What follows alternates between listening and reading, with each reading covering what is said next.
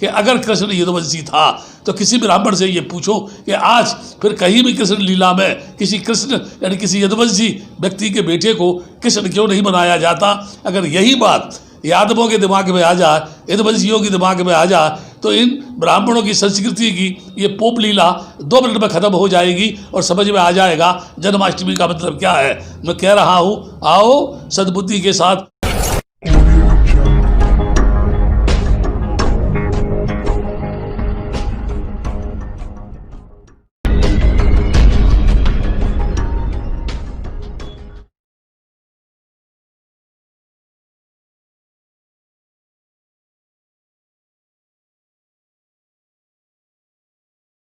आज हमारे देश में सभी लोग हर्षोल्लास के साथ जन्माष्टमी के पर्व को मनाने के लिए तत्पर हैं, बल्कि उसकी व्यवस्था में जुटे हुए हैं। घर घर में कृष्ण कन्हैया को झूले में झुलाने के लिए, नाना प्रकार की लोरियां गाने के लिए, उनके जन्म के उपरांत गली गली में उनकी प्रेमिकाएं नाचेंगी, झूमेंगी, गीत गाएंगी, क्योंकि कृष्ण लला का जन्म आज होने वाला है। 12 बजे उसका जन्म होगा। हमारा देश पर्वों का, त्योहारों का, देवी देवताओं का एक ऐसा देश है, ऐसा देश दुनिया में कहीं नहीं मिलेगा हमारे देश को छोड़ करके, जहाँ गली गली में, कूचे कूचे में, चौराहों पर, बाजार में, गलियारों में कहीं न कहीं किसी न किसी जगह कोई न कोई मंदिर अवश्य मिलेगा। बताते हैं कृष्ण का जन्म रात के 12 बजे हुआ था, जब उनके माँ बाप जेल में बंद थे। और कहा यह जाता है कंस को ये अगर पता चल जाता कि देवकी की लड़का पैदा हुआ है तो कृष्ण की भी हत्या करवा देता। इसलिए उसे बताया गया कि लड़की है, और रातों रात उनको जो है मथुरा से दूसरी जगह भेज दिया गया, जहां उनका लालन पालन हुआ। देखना अब ये है, 2 बात बहुत महत्वपूर्ण है। कुछ साधु संत हमारे देश में चिल्लाते हैं, कहते हैं हम तो सूर्यवंशी चंद्रवंशी हैं, हमने तो शासन चलाया है इस देश में, बाकी लोगों ने क्या शासन चलाया है। मैं उन लोगों से एक प्रश्न पूछना चाहता हूँ, जो कृष्ण यदुवंशी थे, यादव कुल में पैदा हुए, जो राम सूर्यवंशी थे, सूर्यवंश के कुल में पैदा हुए, पूरे देश में आज कृष्ण लीला मनाई जाएगी। और आज के बाद गांव-गांव में, शहर शहर में कृष्ण कथा शुरू हो जाएगी।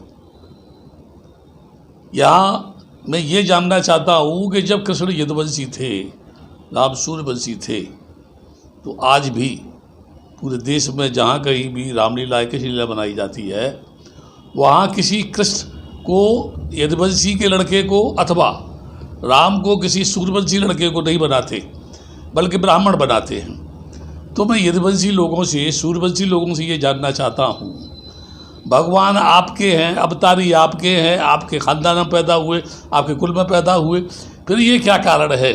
एक तरफ ब्राह्मणी संस्कृति के लोग कहते हैं कृष्ण योगी थे, जिन्होंने अर्जुन को कुरुक्षेत्र के मैदान में युद्ध की कला बताई ही नहीं, बल्कि उनको उपदेश दिया।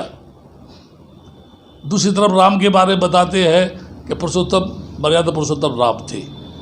अब मैं राम के पचड़े में नहीं पढ़ना चाहता अभी, क्योंकि फिलहाल तो मैं कृष्ण की बात कर रहा हूँ। ऐसे कृष्ण कन्हैया जिनकी 16,000 गोपिकाएँ थी। आज का आदमी अपनी बीबी के अलावा 2-4 औरतों को रख के दिखाए, भैया जो है, मैं जब फिर देखूँ मैं उसमें कितनी हिम्मत है कृष्ण कन्हैया की विचारधारा पे चलने की। आज का व्यक्ति अपनी पत्नी के अलावा दूसरी औरत की तरफ अगर देखेगा तो उसकी बीबी सांप को घुसेड़ देगी घर के अंदर, जबकि उनकी तो 16,000 गोपिकाएँ थी।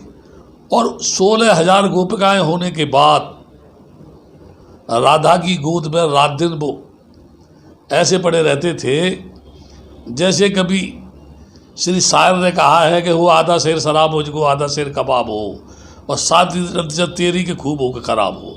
यानी वो तो बिल्कुल दीवाने थे उनके प्यार में। प्यार पवित्र था, अपवित्र था, ये तो कृष्ण जाने राधा जाने। लेकिन 16,000 गोपिकाओं के बाद भी राधा से प्यार करना और शास्त्रों का ये कहना कि वो उनकी मामी थी, तो मामी की गोद में पड़े रहना रुक्मिणी को ये अच्छा लगता था। आज के युग में अगर कोई कृष्ण की विचारधारा का आदमी अपनी पत्नी को छोड़ के मामी की गोद में जाके चला जाए तो क्या उसकी बीवी इस बात को बर्दाश्त करेगी? अगर आज ऐसा होता तो भारतीय संविधान ये कहता है कि वो जेल के सीख जो बंद होता, छेड़छाड़ भाई बंद हो जाता। और फिर ऐसा योगी जो जल में स्नान करने वाली महिलाओं से कह रहा है, हे गोपिकाओं, तुम जल में नहा रही हो, नग्न होकर ये अपराध कर रही हो, इसलिए जल में से दोनों हाथों को ऊपर अंजलिबद्ध करके बाहर निकलो, तब मैं तुम्हारे वस्त्रों को दूंगा कि वस्त्र कहाँ रखे हुए हैं। कृष्ण क्या देखना चाहते थे?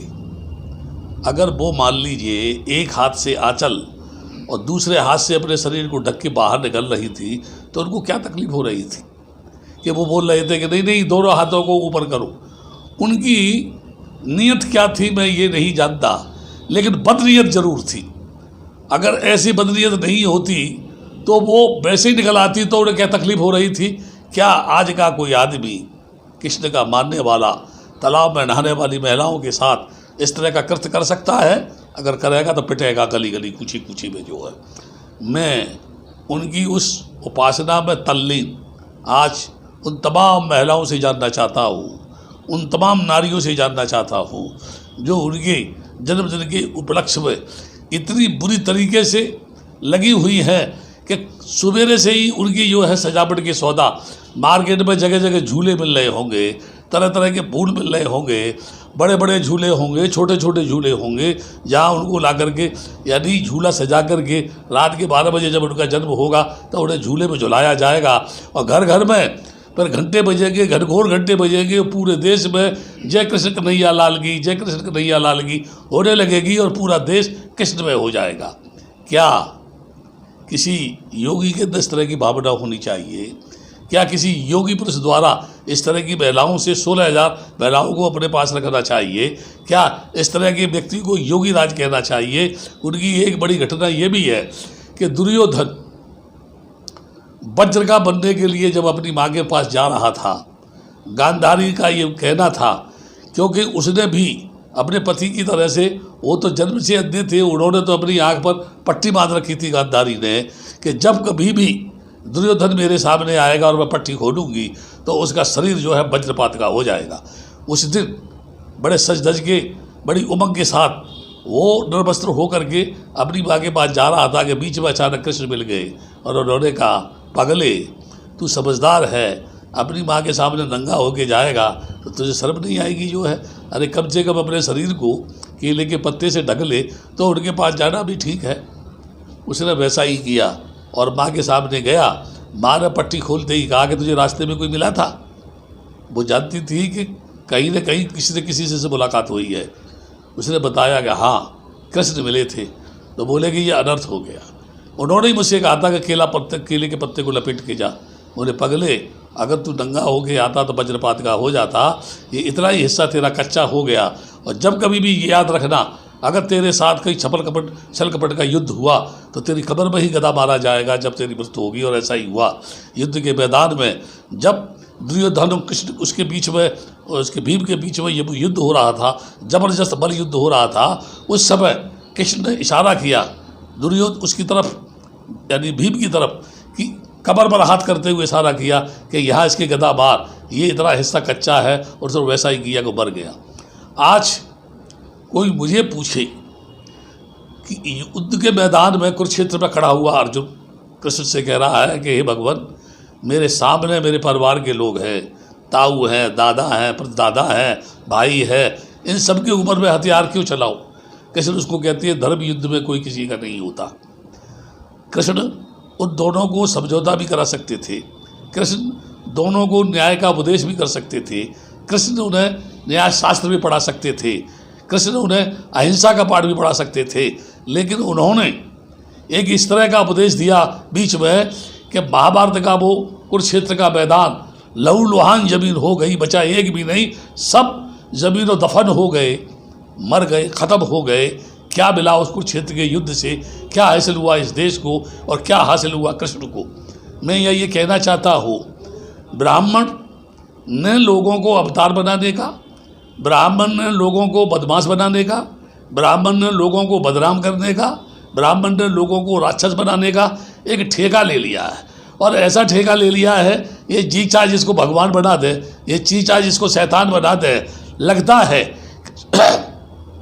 कृष्ण जब इतना बड़ा योगी था और कृष्ण में इतनी यानी कहनी चाहिए भ्रातृत्व की भावना थी, कृष्ण में गोपियों यानी जो गोप थे उनके साथ के, उनके प्रति इतनी मित्रता थी, तो इतना क्रूर चरित्र, इतनी भयंकर उनके चरित्र का चरित्र हनन जो ब्राह्मणों ने किया, लगता है कुछ अच्छाइयों को देख करके श्री कृष्ण को जानबूझ करके इन ब्राह्मणों ने एक ऐसा चौंका पहना दिया कि दुनिया की दृष्टि में वो अय्यास दिखाई देता है, बदमाश दिखाई देता है, चरित्रहीन दिखाई देता है, नारियों की अबलाओं की अस्मत को लूटने वाला दिखाई देता है।